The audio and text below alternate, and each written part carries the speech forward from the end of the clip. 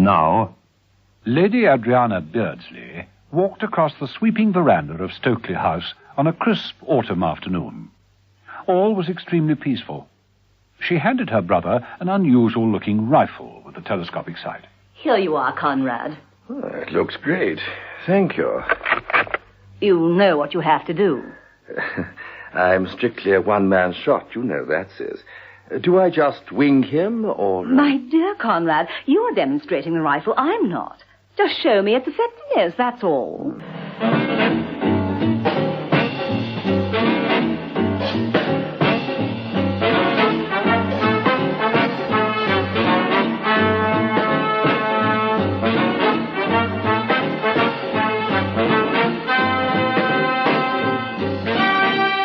Episode 1 of this story, in which John Steed and Emma Peel take a refresher course in arms and ballistics, and Steed advises her to shoot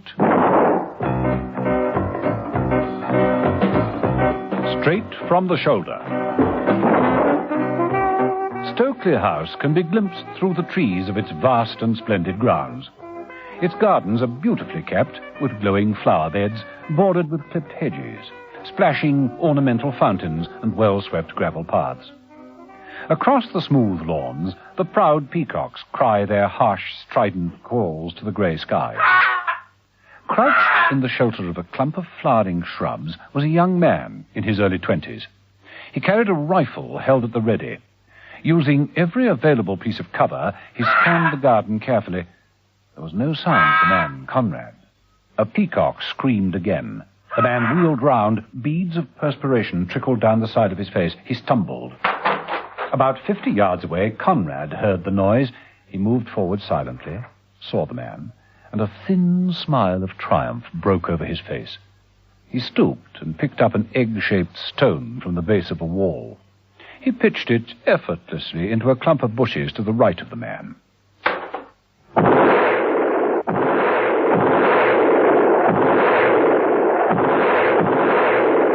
The man spun round and let loose a magazine into the bushes. The shots crashed and echoed around the silent garden as Conrad rose from behind the wall and almost casually lifted the rifle to his shoulder and squinted down the sight.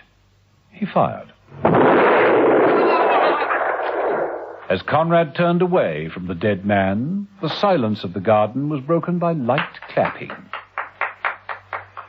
Adriana Beardsley rose from the chaise longue on the terrace. She had a stopwatch on a golden chain about her neck. Well done, Conrad. 3 minutes, 0.16 and 2/5. Jolly well done. Come and have some tea.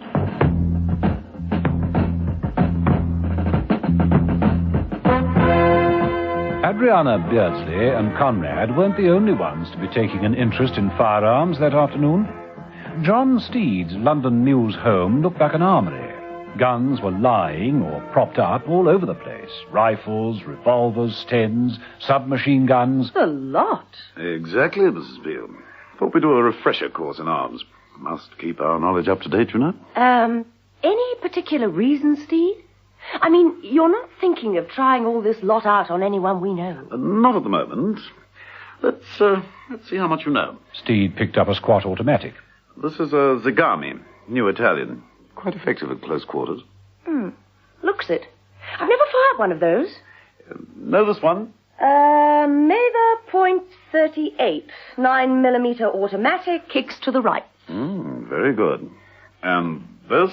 Steed picked up a concussion grenade and tossed it to Mrs. Peel. She caught it with one hand very neatly. It's a concussion grenade. The pin comes out like this. Mrs. Peel whipped out the pin. Mrs. Peel! Mrs. Peel grinned, her finger still depressing the firing lever. She slipped the pin back and threw the grenade back to Steed. Naughty. Never play with firearms. What are these? A clip of bullets. Czechoslovakian, 7.65mm for an automatic. Good girl. This? Elkin 1065, telescopic sight. Very useful hunting gun. Although if I were after really big game, I'd use the Borscht. The one over there against the chair. Matter of preference, I suppose. You seem quite well clued up. I have been known to keep abreast of things. So I see. Know what this is? Steed took a bullet from his pocket. It had been fired. Mrs. Peel caught the slug again with one hand.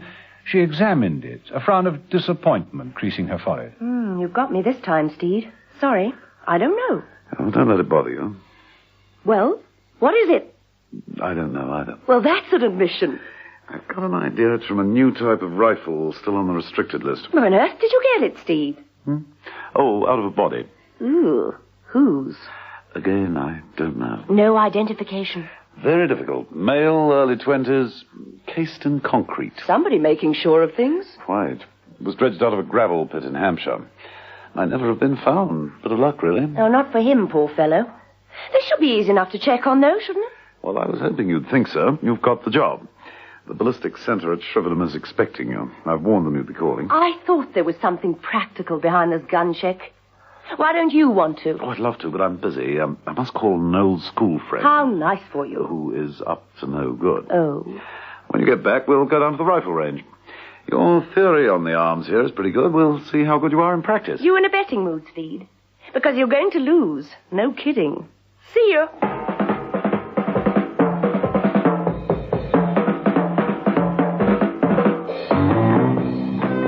Emma Peel waved cheerfully and headed for her car. John Steed made off in the opposite direction. He parked near a very expensive hotel, strolled nonchalantly, hat and umbrella in hand, into the foyer. There was no one in the lift but the male attendant. Good afternoon, sir. Going up. Thank you. 6th floor's closed for repainting, sir. Steed smiled amiably. Well, then, let's try the 7th. The attendant gave Steed a somewhat quizzical look and took him up the 7th floor. Once there, Steed simply slipped down the servants' stairs to the floor below, parting the swing doors with his umbrella. He moved silently through them and found himself confronted by an enormous Greek gentleman, impeccably dressed.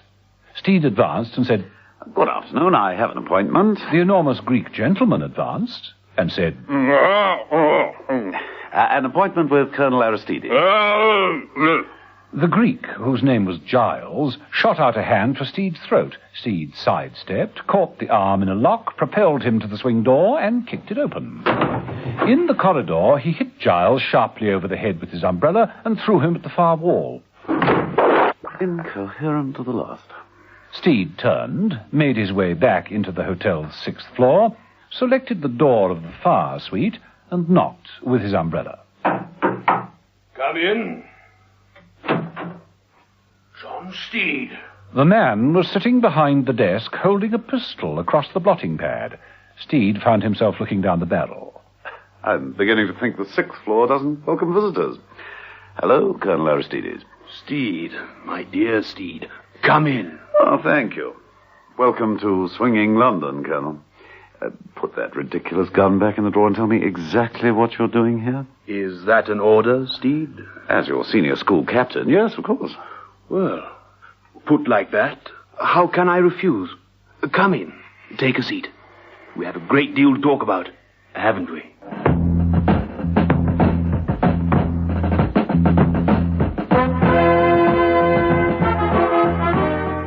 Mrs. Peel completed her task at the ballistics centre at Shrivenham. They'd examined the bullet Steed had given her, they'd measured it and photographed it and submitted it to various tests. In the end, they handed it back to her. Mrs. Peel said, Thank you. Dropped it into her handbag and left. Outside in the car park, Conrad was talking to 2 other men. We believe they are onto the body. She took the evidence in there. Erickson, you know what you have to do. Sure. We've got me car. Leave it to me. Jackson, stay with me. Right. Look, here she comes. Move in. Mrs. Peel had reached her car. As she approached it, Erickson appeared in front of her, a gun in his hand. He held it low, unnoticed by any passerby. Give me that handbag. Certainly. Mrs. Peel made a gesture as though she was passing the handbag, and then whirled it on its strap and hit him between the eyes. Quick as a flash, Mrs. Peel kicked him smartly in the stomach.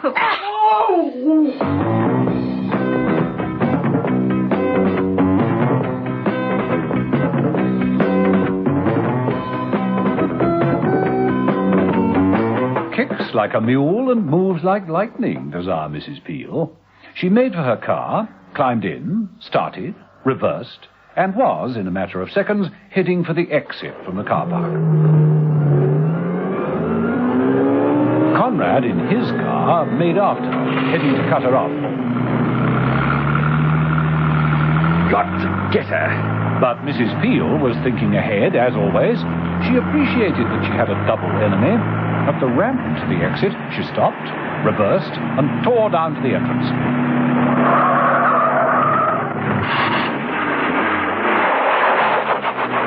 What goes in must come out. There. Baffled, Conrad screamed his car round in a sharp curve. She mustn't get away. Hold on, Jackson. I'll fix this little witch if it's the last thing I do. Careful, careful, Mr. Conrad. It might be just that.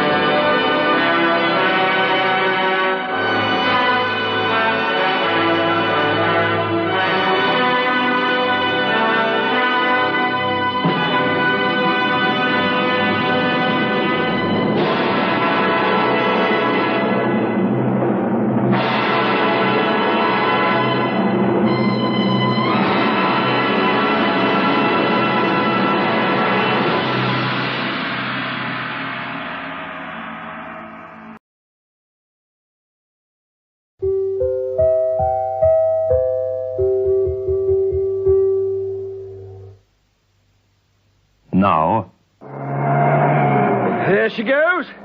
She's heading out the wrong side of the car park. I'll get her if it's the last thing I do. Just watch it, Mr. Conrad. That might be only too true. We can stop her. If I head down here, cut it off. Careful. We've got to get her. Look, there's Erickson. the man Mrs. Peel had hit with her handbag and kicked into the gutter had got to his feet and rushed across the car park. He threw himself onto the bonnet of Mrs. Peel's car, clutching at the windscreen, filling the whole visual area, making it impossible for her to see where she was driving. Mrs. Peel braked immediately. She quickly reversed. Erickson lost his hold and fell off. Mrs. Peel swung her car round and headed for the true exit of the car park. She ignored all other cars and screamed for the exit. Ain't it? All right. You want to mix it, boys? Take me on. Several seconds later, Mrs. Peel knew that she had not outwitted her opponents. Conrad, grimly clutching the wheel of his car, followed her every move. You want to fight to the death, lady? You've got yourself the right man.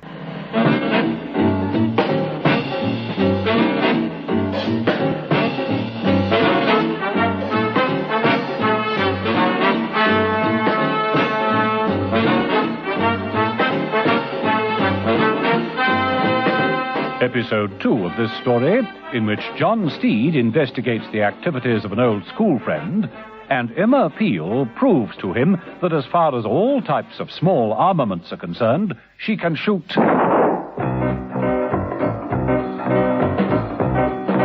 straight from the shoulder. As usual, at the beginning of any case, John Steed and Mrs. Peel didn't know what they were up against. Steed, very interested in the firing of small arms and the science of ballistics, had been baffled by the appearance of a bullet found in a dead body. He thought it must have been fired from a recently designed and top-secret rifle. He'd gone to visit an old friend, Colonel Aristides, leaving Mrs. Peel to follow through on the identification of the bullet. She'd taken it to the ballistics center at Shrivenham, and upon leaving had run into big trouble. One man had accosted her, and another two were after her in a very powerful car. But Mrs. Peel, as always, had a trick or two up her sleeve. She made the exit from the car park just in time. She headed for the open country, the two men in pursuit. Careful, Mr. Conrad. This car's twice as powerful as that little thing she's driving. On the open road, she doesn't stand a chance. Hold on, here we go. Mrs. Peel, a careful eye on the road and quick glances in the driving mirror, could see what the idea was. Conrad would overtake and squeeze her off the road. The distance between the two cars grew less. Mrs. Peel's gloved hand worked the gear stick. She swung her car round and made a sharp turn down a side road. Conrad followed, just making it in time. He saw the main road coming up again and accelerated, trying to draw alongside. Mrs. Peel grinned to herself and let him get nearer. When the main road came up, she swung across it, neatly cutting the corner right across Conrad's path. Conrad was forced to brake in order to avoid a collision. He lost control, the car skidded. Mrs. Peel winced as she looked back to see it angle crazily and end up in a ditch. The man Jackson hit the windscreen. Conrad managed to get out unharmed. He looked after Mrs. Peel, pure hatred on his face. Mrs. Peel stretched up an elegantly gloved hand and waved farewell. Then she put her foot down.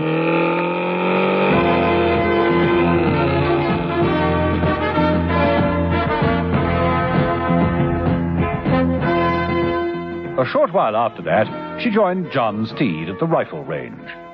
Steed carried 4 or 5 revolvers and an automatic rifle. You look like a Mexican bandit, Steed. What, an Ebola? Well, I suppose the idea could take on. You've got the ammunition? Yes. Lead on. Of course, Whitehall's in a terrible state. Mother's never off the phone. Mother never is. Is it about bullet from the FF-70? Not so loud. It's the Army's top-secret weapon. Oh, so I gathered from Shrivenham. How the devil did that man get himself killed by an FF-70? Best if I know. Someone blasted one off at him. Without permission? Where are they made? Factory in Surrey. Place is top security. Oh, that's where they must have got the rifle from. That's right. Could have been stolen, I suppose. They're on to us already, Steed. They tried to get the bullet back. Oh? When? When I left the ballistics centre. 3 men, 2 in a black saloon car. Might find what's left of it on the M1. They thought because my car was smaller, they'd squeeze me off the road. And they didn't. I'm never squeezed unless I want to be. How was your visit to your old school friend? Was he pleased to see you? Colonel Aristides. Not particularly. You said you thought he was up to no good. That's right. There was an incident recently between his country and ours. We declined to sell them arms and ammunition. I think Aristides is over here to try a little under-the-counter business. Tricky. Everyone seems suddenly to be interested in firearms. Yes. Coincidence, isn't it? Aristides after the FF-70s? Sincerely hope not. But, speaking of firearms, how about trying these? Long-barreled Suffolks. Kicks like a mule. But tones up the wrist muscles. Here, try it. There's 2 methods. Straight arm, shoulder high like this, or center crouch, supported wrist like this. Show me the straight arm position. Right. Good. Center crouch. Right. Excellent. Now, all we have to do is hit the target. May I? Of course. Oh, we have got a side bet on this, haven't we? Dinner? Of course. Right. Bull. Good shot. May I? 2 straight arm. 3 more left from crouch. Now. I think you'll find they're all bulls, Steed. And that's a lot of bulls. Where are you taking me to dine? The Rainbow Room at the Westborough Hotel. Oh? Why there? Colonel Aristides has a suite there. May as well combine business and pleasure, mayn't we?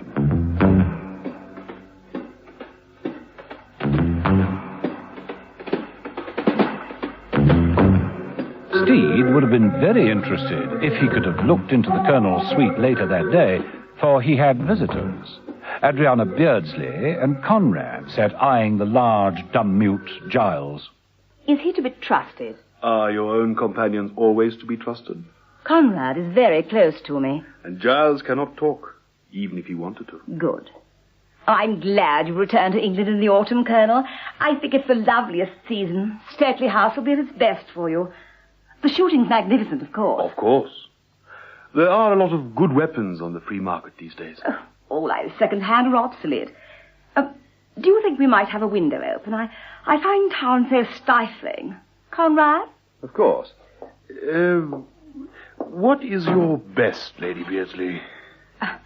Something to stop a man at 700 yards. A modern rifle? So modern that it's not yet been issued. The FF-70? I've already said too much. How many have you got? I've said far too much. Please. How many? How many, Conrad? 3,000. Ah, splendid. And what are you asking? Oh, that's not settled yet. I will give you a good price. You need them very badly, Colonel Aristides. I know. Your, relationship with the president of your country is far from good. But we'll talk of this later. I really must go now.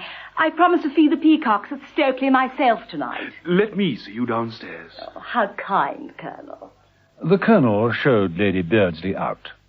Conrad and Giles exchanged angry glances. There was a slight struggle for precedence, and Conrad pushed his way through the door.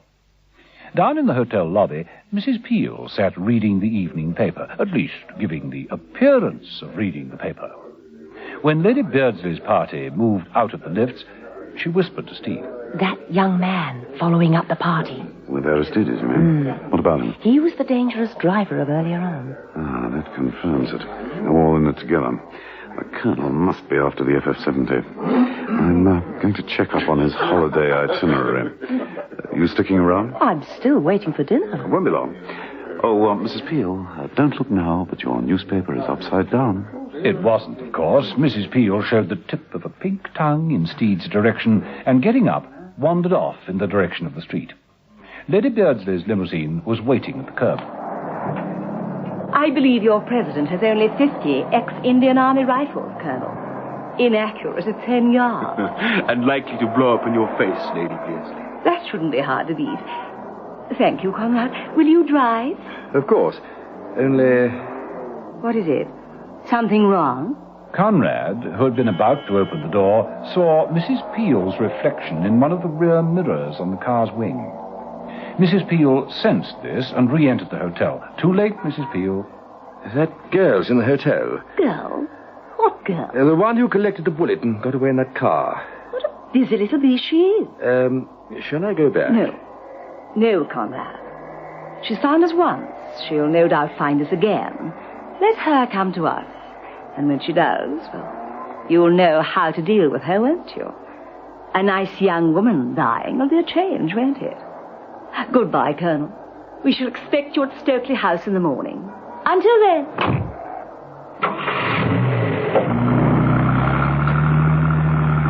Mrs. Peel, back in the lobby, retired behind the paper.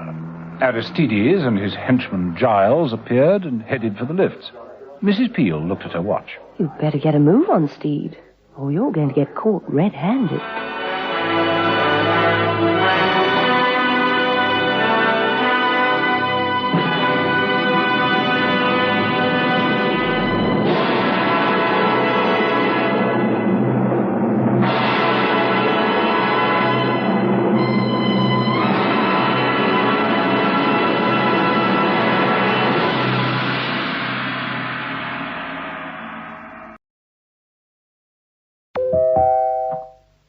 Now, in the 6th floor suite of the Westboro Hotel, John Steed pulled aside a small picture.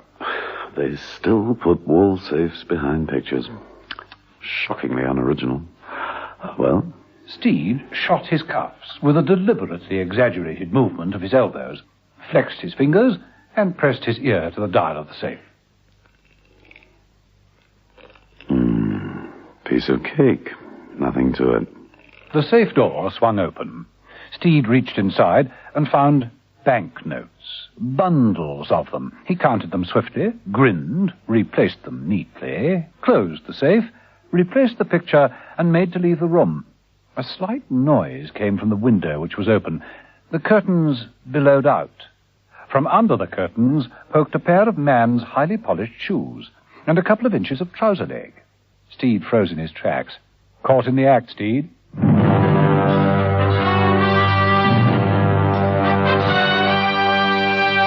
The Avengers.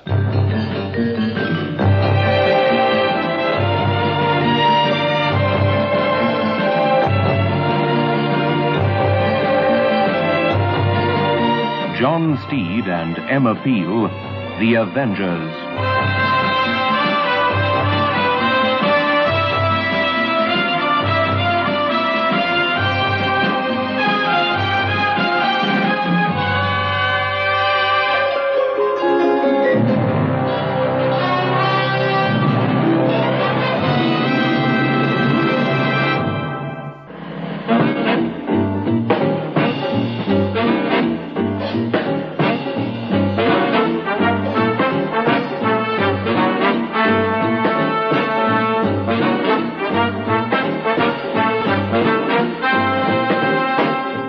episode 3 of this story, in which John Steed gets more involved in the affairs of Colonel Aristides, and Emma Peel finds herself facing death. Straight from the shoulder. John Steed had been suspicious at the return of Colonel Aristides to London. Steed knew that the Colonel wanted to buy arms, and in particular to get his hands on the new FF-70, a secret high-powered rifle. Steed and Mrs. Peel both knew there was a serious leakage of information, and that the people behind it were killers. Mrs. Peel had already met trouble at the hands of a sharp-shooting young thug called Conrad, who'd tried to crash her car. They'd traced the whole party to Aristides' London hotel, and while Mrs. Peel kept a watchful eye on the hotel lobby, Steed searched Aristides' suite. The safe had been an easy matter, but who was behind the curtains watching Steed's every move? Steed didn't wait to find out. He lifted a large book from the Colonel's desk and threw it at the bulge in the curtain, dropping down out of gunshot. The figure behind the curtain jackknifed forward. The curtains ripped apart. There was a crash. A heavy object rolled across the carpet and stopped by Steed's hand. It was a man's head, in plaster. A tailor's dummy. Decapitated, too. Nasty omen for someone. Well, let's have a look at the rest of the dummy. Military uniform. Resplendent new uniform. Gold braid, blue sash. A general's uniform. Now, what does that mean? Well, thanks for certain. I'm not stopping here to find out. Wise man. For along the corridor at that moment came Colonel Aristides with Giles, the loathsome henchman of his. Outside the door they stopped. I don't think I left this door unlocked, Giles. Get in there. See to it. No one here. But the dummy. My uniform. Could the wind have caused that? I somehow don't think so. Giles, search the place. Search the whole suite. Quickly. Too late. Steed had slipped out of the other door while they were entering the main one. He walked swiftly down a flight of stairs and took the lift to the lobby. Mrs. Peel demanded food and got it. Any progress? Found out a few things. Aristides has got exactly £200,000 in the safe upstairs. To buy FF-70 rifles? Probably, but that's not all. He's having a new uniform made. Well, I can't blame him for that. Bond Street's still one of the best places in the world. Natural enough. Except that the badges of rank show our colonel has been promoted. Oh, he must be pleased. Pleased with himself. Uniform smothered with cross swords, and he's got 5 stars. A general? Oh, even higher in the colonel's country. Army Commander of the Islands, sky blue sash, of unique guardian of the people's freedom. But that's only worn by the President of the Republic, surely. Quite. Our colonel is obviously planning to do his own promoting. With new arms. With FF-70 rifles, he's bound to win. So he's planning a coup. Have you done anything about investigating the factory where the rifles are made? I thought about it as your first job tomorrow. Charming of you. There is the small problem of getting into any top-secret establishment. They're not normally cooperative. Well, we'll get Mother to fix it. We'd better think of some good cover. Swing it round, make it look like publicity. Take an ad agency photographer and a dolly model, and that'll put everybody off the scent. Meanwhile? Let's order some more champagne and have a decent meal. You owe me it. Mother will pay. He doesn't know it, but he usually does. Cheers, Mrs. Peel.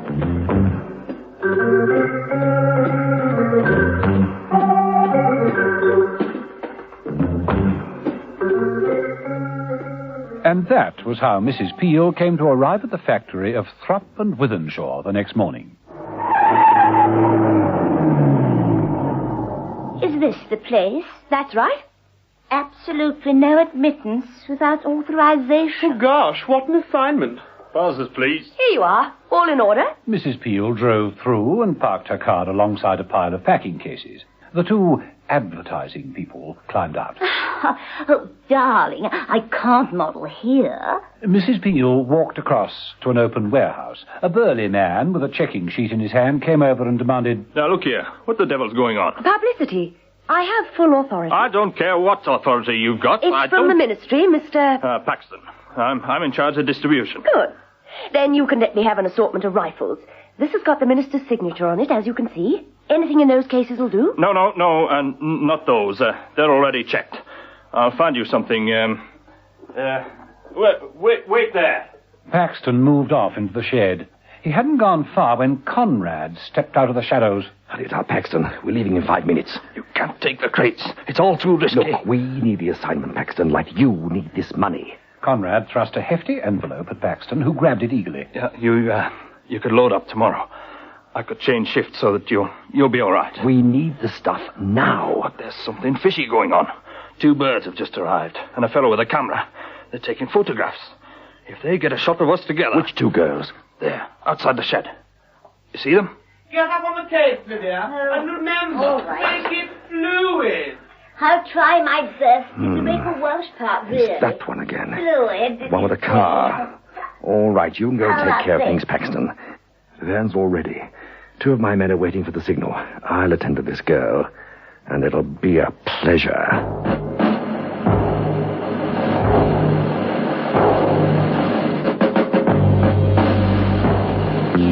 But by the time Conrad had got outside, Mrs. Peel had disappeared. She left the advertising couple to get on with things and slipped silently along the side of the warehouse. At the other end, she spotted Paxton beside Conrad's truck. There were 2 men loading. One of them came towards her. He held a gun in one hand. Mrs. Peel didn't wait for him. She backed down a side alley, but the other man headed her off. Mrs. Peel realized she was trapped. Mrs. Peel caught the second man with a sound butt in the stomach. The first man raised his gun and fired. The shot went wild, and Mrs. Peel moved in. She got a good grip and threw the man into some packing cases. Mrs. Peel was about to head up the alley to Conrad's van when... Stay where you are, hands high in the air, please. Conrad was standing on a stack of crates, his legs astride, his stance almost casual. But he had an FF-70 tucked in his shoulder, the sights trained on Mrs. Peel. She stared up at the barrel and knew this was a man who never missed.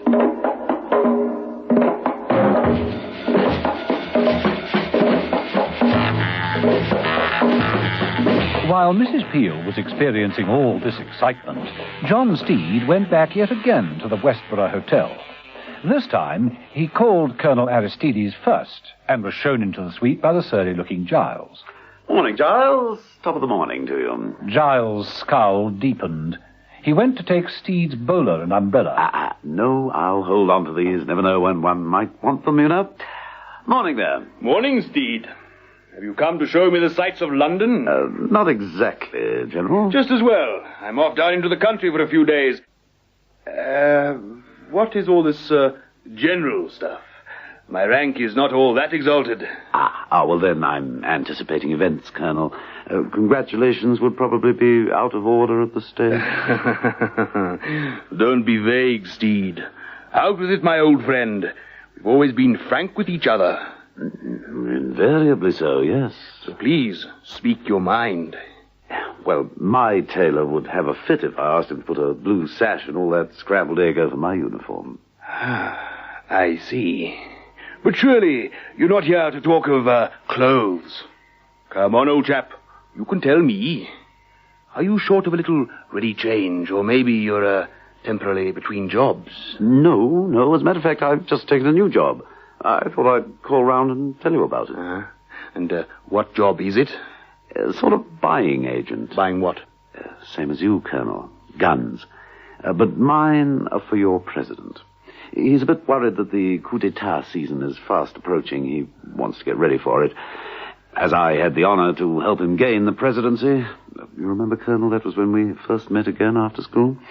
I volunteered to see what I could get him. Interesting, isn't it? I didn't know that you were still in touch with the president. Oh, we've never missed a Christmas card yet. Well, I won't keep you if you're going into the country. Bye for now. With an airy wave of his umbrella, Steed left a rather worried colonel to prepare for his visit to Lady Adriana Beardsley. Mrs. Peel was already down at Stokely. In there, and no tricks. Quickly now. Old English hospitality. Charming manners from the lower classes. Adriana, come and be Mrs. Emma Peel, and tell me what you would like me to do with her. Anything goes.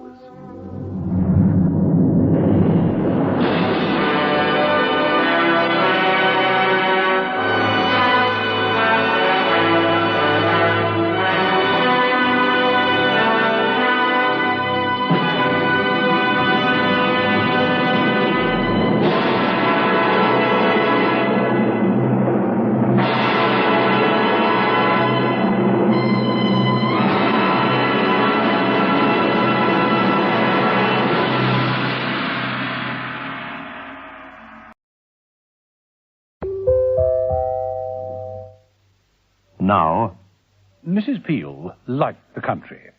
She also liked old, large, rambling houses, but she didn't like her visit to Stokely House one little bit. Conrad had a gun pressed firmly in her back. Come along. Inside, no tricks. Charming manners. Shut up. Adriana, come and meet Mrs. Emma Peel and tell me exactly what I should do with her.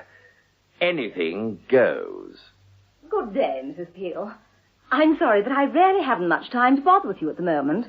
You see, I have important guests arriving at any moment. Throw her in the cellar and lock the door, Conrad. I'll deal with her later.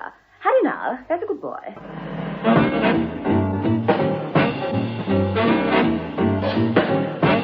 Episode 4 of this story, in which Emma Peel finds herself in grave peril, and John Steed gets a profitable offer.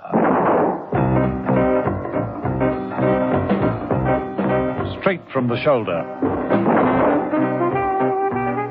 John Steed and Emma Peel were investigating the leakage of information on the new secret FF-70 rifle, and had discovered there had been crooked transactions at the armaments factory. Lady Adriana Beardsley had got her hands on a large consignment and had interested Colonel Aristides, a wealthy revolutionary, in buying the rifles. It was typical of Mrs. Peel that she interfered in her usual hit first, ask questions later manner. It had landed her up in the damp, dark cellar of Stokely House, while Lady Adriana entertained her distinguished guest. Colonel Aristides believed in getting down to things. He was lying on the rich sitting-room carpet. He was in a firing position, sighting a rifle. I like it, Lady Beardsley. I like it. Lightweight ammunition, fast firing, telescopically sighted, high muzzle velocity. The FF-70 has been designed for the conditions in your country. I'll buy all you've got, all 3,000. Not quite yet, Colonel. I'm not open to private offers. Yet. Not before the auction. Auction? I always think they're so fair, don't you? I mean, think of the situation in other areas of the world, Colonel. Of course, there are other buyers. How many? More than enough to preserve a spirit of competition. However, Colonel, I can say I do look favorably on your offer to take the entire consignment. Good. Unless, of course, that someone else makes the same offer. And who can that be? You're in touch with John Steed. Am I? Now, why do you say that? Steed has appointed himself buying agent for my president. How interesting. I haven't met Mr. Steed yet. There is really no point. You know our government is bankrupt. The president may think that my rifles are worth a special effort. He'd be right, of course, but let me show you around the grounds and explain to you what my little demonstration will be like. That's the way to the garden. You may take the rifle with you. Very well. Lady Adriana allowed her guest to go first, then she quickly whispered to Conrad. Prices should be very buoyant this afternoon, Conrad. Contact this John Steed, whoever he is. We can always do with another customer. Get him down here this afternoon. How do I find him? Use your initiative, dear boy. If he's a respectable businessman, he should be in the London telephone directory, shouldn't he? Oh, coming, Colonel. Coming.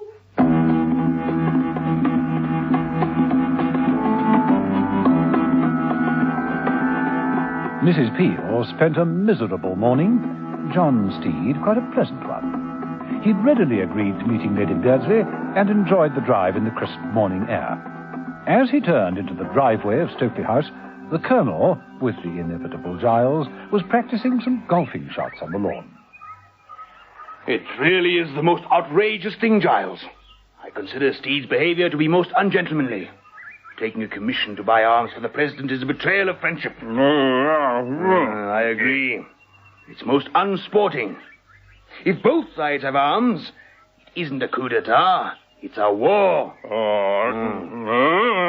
Particularly unfortunate since I am so fond of Steed. Yes, you're right. Kill him.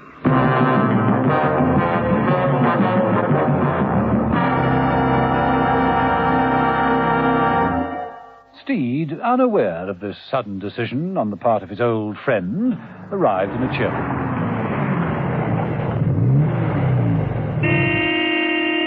Hello there. Lost your bearings? Good afternoon. No, I don't think so. I'm here for the garden party. John Steed. Oh. Gentleman phoned inviting me. Yes. You'll be representing the president, I believe. The Colonel mentioned it. Very sporting of him. Nevertheless, Mr. Steed, I'd like to see your credentials. Oh, certainly. Steed pulled a black leather case from the seat beside him, snapped it open. It was filled with banknotes. Satisfactory, ma'am? Eminently, Mr. Steed. I am Lady Adriana Beardsley.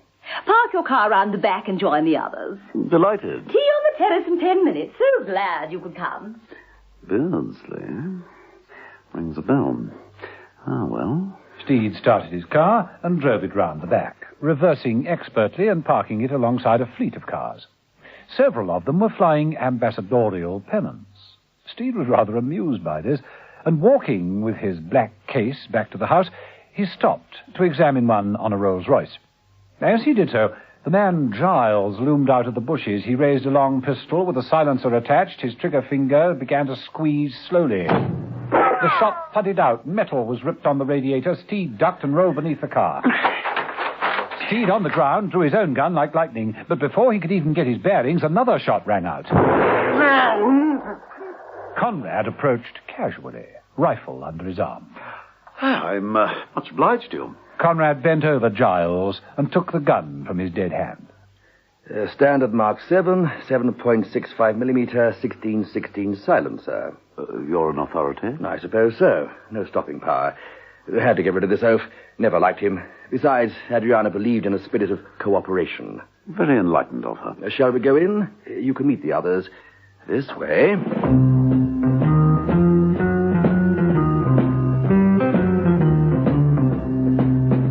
Conrad didn't take Steed into the main part of the house.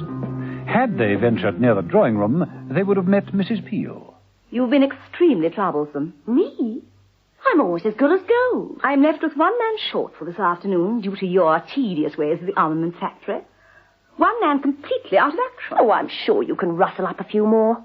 I'm very sorry. I accept your apology, of course, but I feel it would be more helpful if you gave some concrete help. In what way? Take his place, for instance.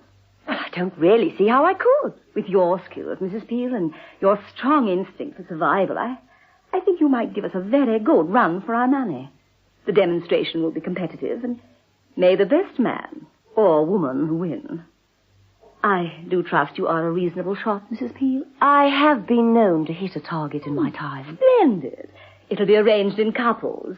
You'll be competing against my brother. Your brother? Yes. Conrad is my brother. And quite the best shot in the country.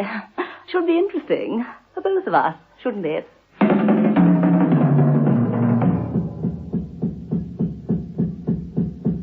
John Steed took a long and careful walk around the grounds. There were more men about the place than he realized. Lady Beardsley seemed to be onto a good thing. Many were already studying the ornamental gardens, wondering just what form the demonstration would take. Steed found himself moving cautiously through the undergrowth. His foot struck something in the bushes. He stopped, tore away some ivy and bracken. He uncovered a small stone headstone in the shape of a machine gun and read the words, "The last resting place of Scamp, beloved companion of Hector Beardsley, November the 7th, 1915. Hector Beardsley. This gets more and more intriguing.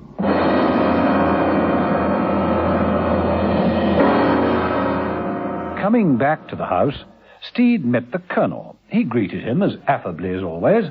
Steed, my dear fellow. Have you had tea? Yes, thank you, Colonel. Pleased to see you got here. And you too. Steed put his hand into his pocket and drew out a gun. The colonel raised an eyebrow. It was Giles' gun. Standard Mark 7, 7.65 millimeter, 16-16 silencer. No stopping power. I was lucky it didn't stop me. Would you like it back? Oh, look here, Steed. I think we should have a firm talk. As an old friend, why not come in with me? Join forces. The President wouldn't like it. If we outbid the others, pool resources, we're bound to get the arms we need. Then I'll be president within a week. And what will I get? Judgeship? Wouldn't suit me. Ministry for Foreign Aid can be very lucrative. So I believe. Enormous chances for a fiddle, while Rome burns. Well, name your place. I'll accommodate. I don't think so, Colonel. It seems that our hostess wishes to commence. Shall we? I won't waste your valuable time on sales talk about our new rifles, gentlemen. That, as you know, is not our way. We demonstrate. If a man sells vacuum cleaners, he shows them at work, cleaning carpets.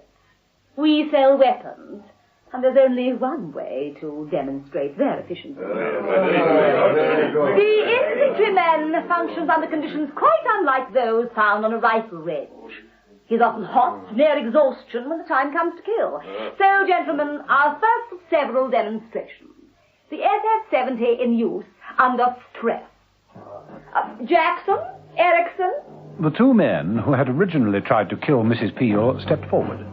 Are you ready? Yes. At a point known to both men, exactly 100 yards away from each of them, we have placed a loaded rifle with a safety catch on. So, when I give the command, on your mark, get set, go. The two men obeyed and leapt like greyhounds from a trap, anger in their eyes, murder in their hearts. Lady Adriana Beardsley's demonstration had begun.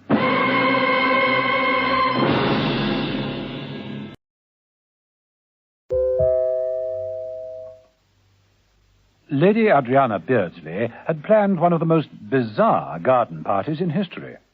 Her country home at Stokely House was being given over to a practical demonstration of the new FF-70 rifle.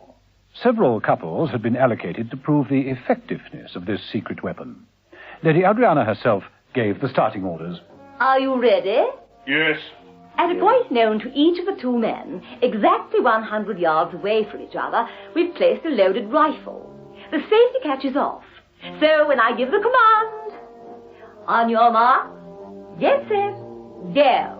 The two men leapt forward, anger in their eyes, murder in their hearts. The demonstration was underway.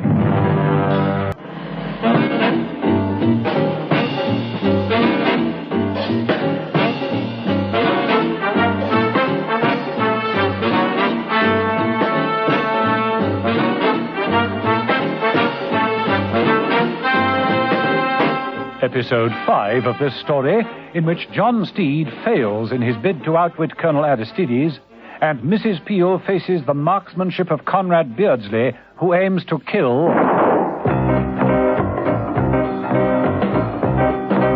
straight from the shoulder.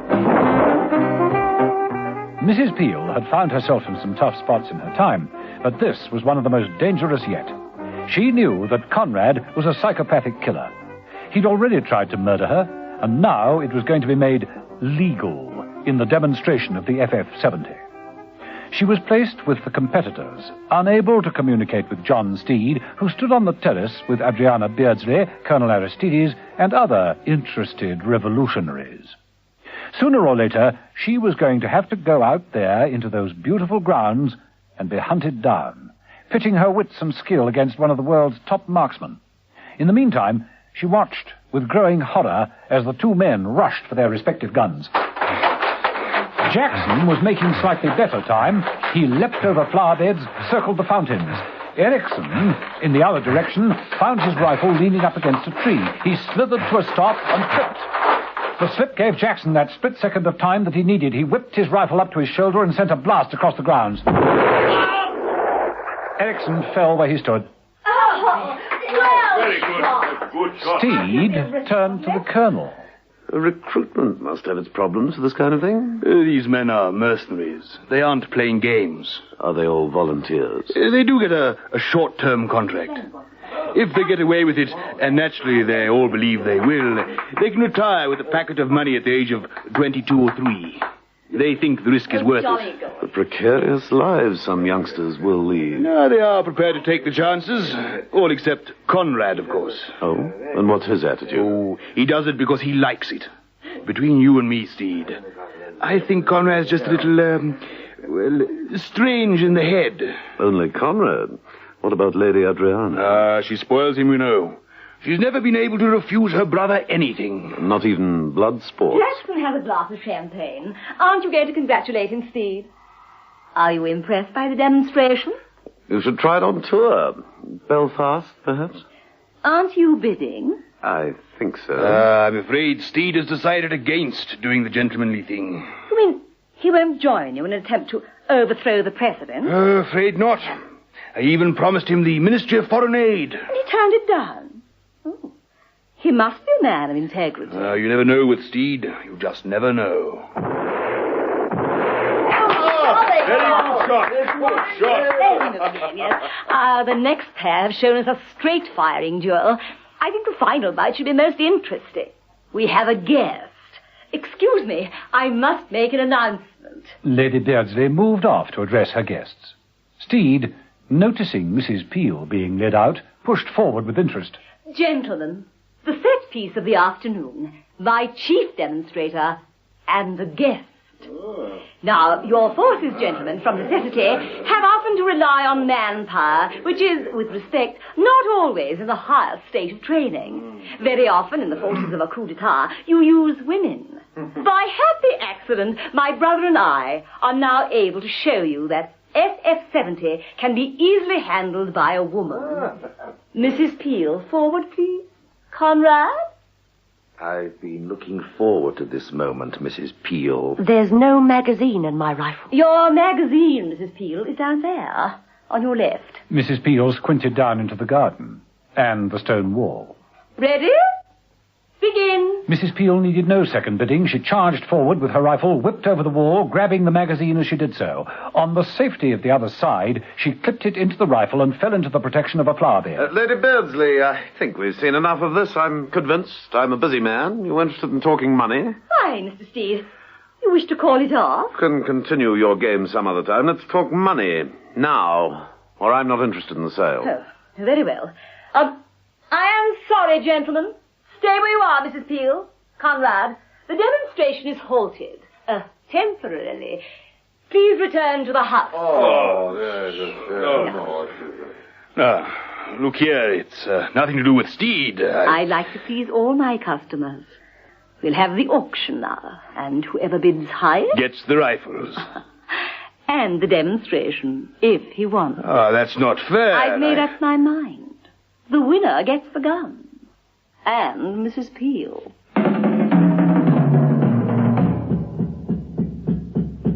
Conrad could hardly contain himself, as protestingly he was led into the house. Mrs. Peel, aware that she'd gained a sudden reprieve, looked appealingly at Steed, but he was engaged in listening to Lady Beardsley. Down to business then, gentlemen. You've seen the weapon in action, noted its lethal capacity, been impressed by its versatility. The offer, then, is 3,000 mint-condition examples of the FF-70. Enough, I might say, to guarantee success in any venture. Ready, Mr. Steed? The reserve price. Thank you. Mr. Steed bids £70,000. 100,000. Oh. Any advance on 100,000? 101,000. 150. 180. 119. 200. 215. 300. 300. Am I bid higher? No? The goods are mine, I think. Not quite, Mr. Steed. Colonel Aristides lodged a deposit with me some months ago. A deposit? Well, why didn't you ask me for one? Rather pointless, Mr. Steed, considering that you only arrived this afternoon. And you do represent a head of state. How much did the Colonel give you? £50,000. So I have two bids of 300,000. No more cash, Mr. Steed? No more cash. Colonel? The Colonel gave an oily grin, reached into his case. I can manage an extra 10,000. Mr. Steed? Grandfather's gold watch. Worth £75 for a penny. Goes, too. I also have the watch. A gift from the President. Oh, no good. It's always stopping. Oh, now, gentlemen, please. You know the custom of the house. Cash only. What about my car? It's the only one of its kind, worth several thousands, no punctures. And I had an oil change yesterday. Mr. Steed, I must remind you that such suggestions are not cash. Sorry. For the second time of asking. Going, gone. Oh, bad luck, Steed. Sorry. Yes, so am I. What about Mrs. Peel? Yes, you would be interested, Conrad. What about her, Colonel? Let the demonstration continue.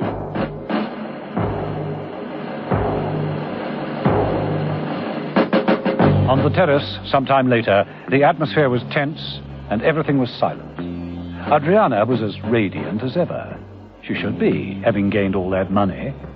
The Colonel, also in high spirits, applauded as Conrad and Emma Peel, with their rifles at the ready, again took to the grounds. Adriana smiled. Cheer up, Mr. Steed. At least it's not you going out there. Your brother is a good marksman. Oh, the finest in the world. The creature has yet to be born that he can't kill with a single bullet. He prides himself on it. I see.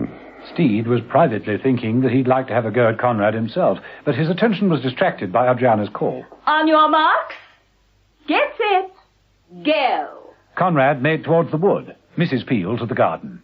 Steed screwed up his eyes to see against the October sun. Both fighters had vanished. Conrad had the advantage of knowing the layout. So you've chosen that path, have you? Round by the sunken garden. Now, the moment you appear by that large ornamental urn, you'll give me a perfect target. The peacocks are out. That'll unnerve her. But to Mrs. Peel. Think I'm going to be thrown by those peacocks, do they? Not round the front of that white urn. Make me a sitting duck.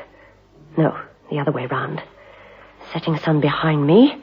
He's going to the north, and he'll have to come out of that clearing. She'll let off a shot at that peacock sooner or later.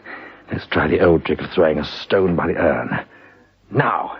Conrad lobbed a round stone across the urn by the place the peacock stood.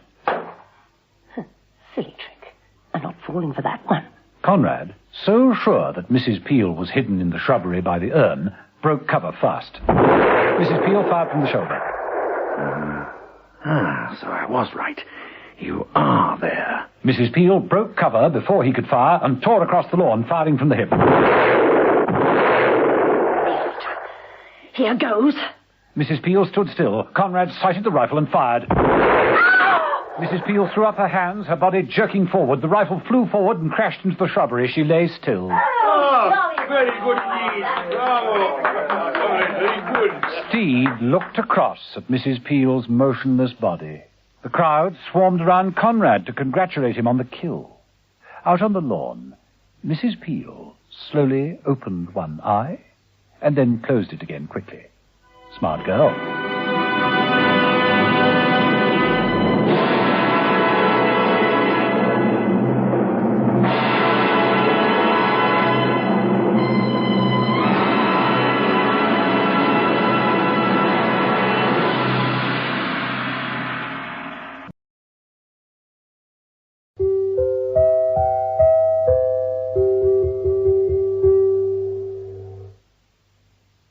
Now, in the grounds of Stokely House, Mrs. Peel broke cover and tore across the lawn, firing from the hip. Missed. Well, here goes. Mrs. Peel stood still. Conrad sighted his rifle. Mrs. Peel threw up her hands, her body jerked forward. The rifle flew forward and crashed into the shrubbery. She lay still. Steed looked across at Mrs. Peel's motionless body. The crowd swarmed around Conrad to congratulate him on the kill. Out on the lawn, Mrs. Peel slowly opened one eye and then closed it again quickly.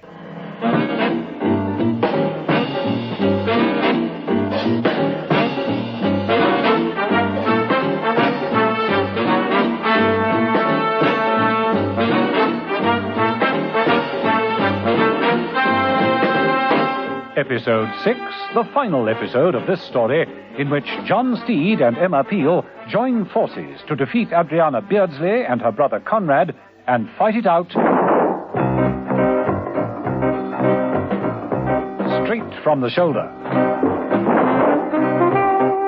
The demonstration of the FF-70 by Lady Beardsley had been an unqualified success. That is, if one wanted to see a lot of excitement and plenty of blood spilt. John Steed had seen quite enough of these in his life to be rather unimpressed. But the others in the party were pleased with themselves, particularly Colonel Aristides, who had purchased the whole assignment of arms. He and Steed were standing on the terrace when Adriana called her brother from the grounds.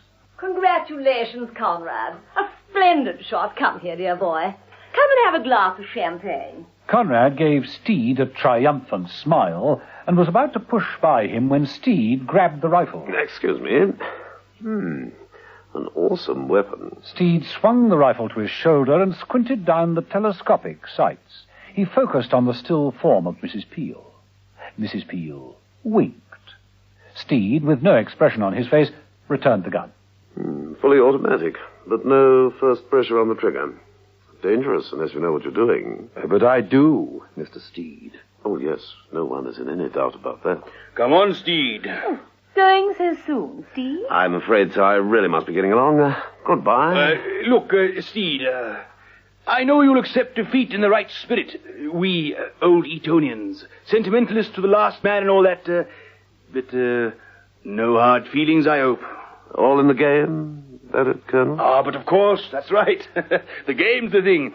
But, look here, Steed, I'm sorry about the woman, that Mrs. Peel, dash it, I mean to say, if you were fond of her... let's just say the best man always wins. Oh, deuce sporting of you. Sporting, yeah.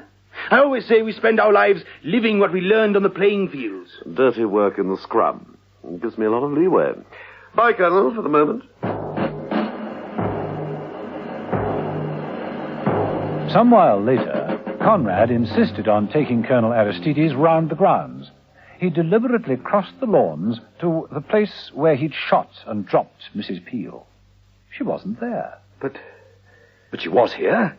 Right here. Well, she's not now. But you saw her. Everyone saw her. Look at the grass. Grass is certainly flattened, but there's no blood, is there? I must have got her. I must have. She's tricked you, Conrad. She's tricked you. No wonder Steed took things as calmly as he did. But where is she? Where is she? Mrs. Peel was at that moment sitting on a fence in the cover of some bushes. When Steed's car appeared round the corner of the lane, she slipped out and thumbed a lift. Going my way? Where to? The rifle range to get a little more practice. Oh, that's not fair. I'd never used that weapon before. And he was an expert. Good shot, I'll grant him that. But during the short time I was forced to spend in his company, I gathered quite a few other ideas about Mr. Conrad. Psychopathic personality? To start with, yes. His ego has turned him into a one-shot man. Am I right? That's it. He prides himself on only using one bullet. So I waited. And when I saw his rifle come up... You dived down. It was certainly a very convincing death. Thank you. I was a bit concerned, though. What about? Well, that you might think I really was dead. Oh, not for a moment, Mrs. Peel. Not for a moment.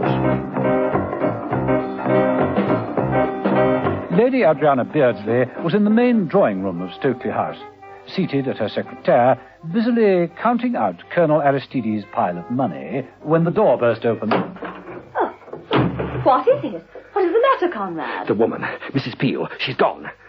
Gone? You mean her body's been collected? Oh, of course. One can't allow dead bodies about the place. Bad for the police. She's gone. There's no trace of her being killed. Could you have missed her? No. No, I couldn't. I never miss. I'm certain I get her. Well, this is serious. I'll have the ground searched. Double the guard on the rifles, and first flight tomorrow, we move the Colonel's consignment out. John Steed parked his car on the open road and opened the cocktail cabinet. Over a glass of champagne, he discussed the curious state of the Beardsley family with Mrs. Peel. It appears that grandfather Hector Beardsley founded the family business during the South African War. He sold weapons to both sides. Immoral. Well, makers of armaments rarely think of moral issues. One of old Hector Beardsley's best-selling articles was a type of butterfly mine patented as the Adriana. That name again. The business boomed, not surprisingly, considering it was 1914, under the guidance of Hector's son. The father of Adriana and Conrad. What particular weapon christened him Conrad? Well, it was the other way round, actually. Little Lord Conrad was 18 months old in 1940 when he gave his name to a type of machine gun. Their father died on VJ Day. A disappointment, no doubt. Adriana and Conrad were children at the time. The business was mishandled, divided up, and finally sold. And they've decided to start it up again, with trimmings. The auction, the lot, including me. I felt like a slave girl standing there. Well, that attractive fantasy did cross my mind, Mrs. Peel. I did my best. Not good enough. You sold me and failed to buy the rifles. What are you going to do? Well, I've got you back, so first we finish this champagne. I'm with you there. Then? Dinner at the Rose and Crown in the village. Lovely. Coffee, perhaps a little brandy to keep out the night air. Which should take us up to around midnight. And then? Then back into the attack. Midnight it is.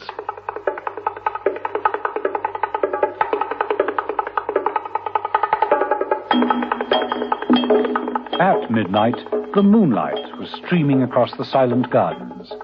Steed and Mrs. Peel, grateful of this, dodged from wall to fountain, from fountain to bushes. Careful from now on.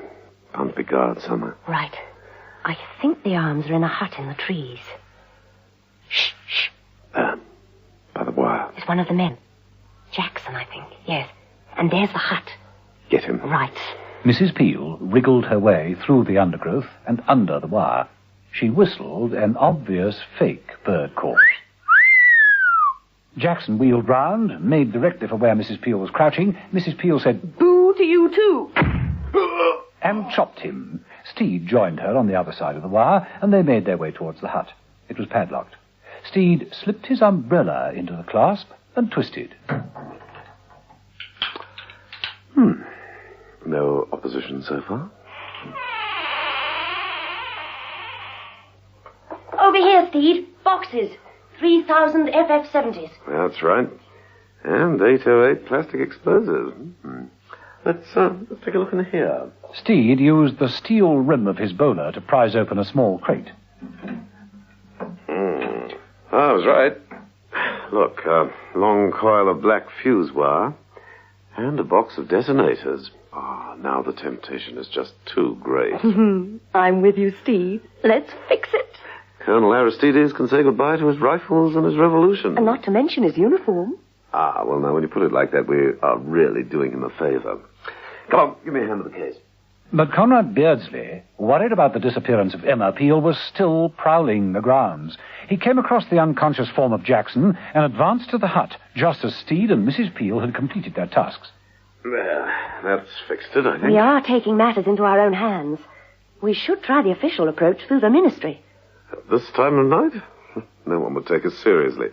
And if the Colonel gets his hands on this lot and his coup succeeds... Well, I suppose it would be an embarrassment to the government. Match? Right. Come on.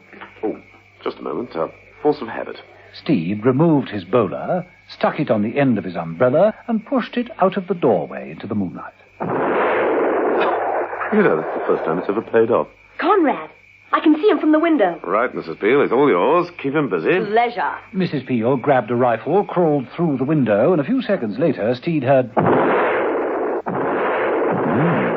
Working hard on this case is our Emma. He slipped from the hut and made back across the lawn, banging straight into Adriana, who, aroused by the shooting, came running from the house. Conrad, where are you? What's happening? What's going on? Evening, Lady Beardsley. Allow me to explain. It's not what's going on, it's what's going up.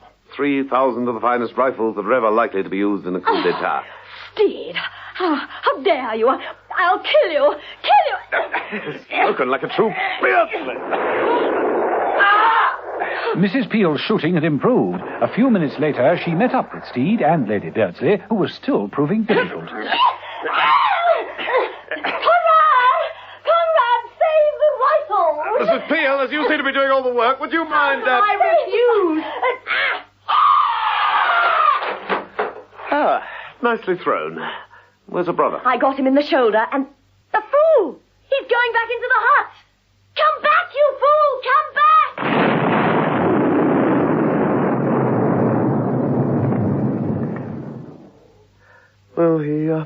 always loved violence. I wonder if Lady Beardsley had any champagne in the house. Don't wake her up. Let's find out, shall we?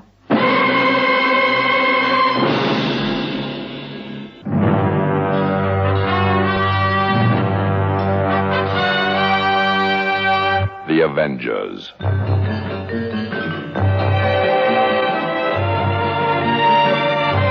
Listen every evening, Monday to Friday, to John Steed and Emma Peel, The Avengers.